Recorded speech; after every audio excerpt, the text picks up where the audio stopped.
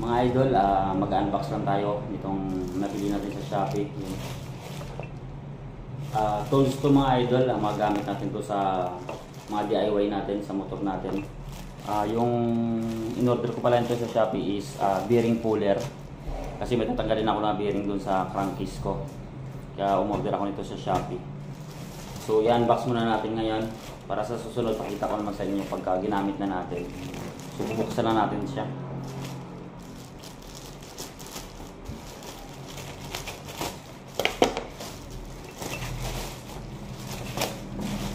So ayun, maganda yung pagkabalot mga idol yan. Sana ito na yung order natin.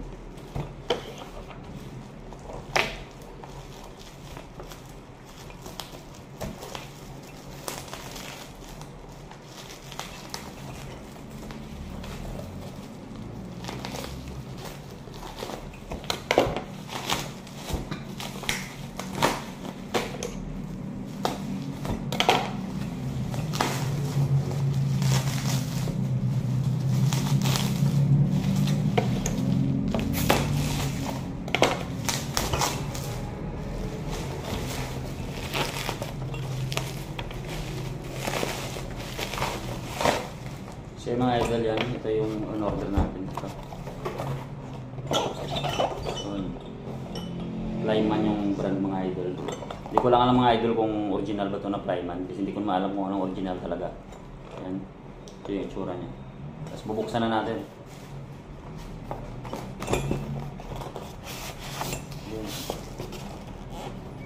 Ito na siya mga idol.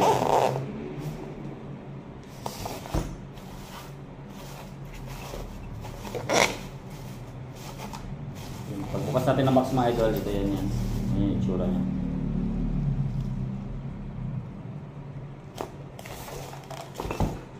Tapos yung laman pala nito mga idol, ito yan, ganito. Meron siya isa, malaki. Yan yan, dito sa gilid. Maganda yung paka-package sa mga idol, yan nakabalot. Ito yung, yan. Ito yung laman niya. Tapos yung isa, sorry naman natin to. Tapos yung isa, ito rin naman. Tapos ito yung nandito yan. Ito siguro yung mga pang tanggal lang ng bearing natin. Tapos meron din isa, dalawa, tatlo, apat, lima. So, lima ito mga idol. Tapos meron siyang ganito. Saka ito. Tapos may extra pa dito sa loob. Ito yun. Yan siya mga idol. Siguro yung gamit ng mga idol is para dito. Ganito. Yan. Subukan na lang natin ito pagka naano natin. Ay para lang to ata sa mga maliliit. Ito yung malaki yung iba. Ito. Pagka maliit siguro ito yung mga idol yan. Ganyan.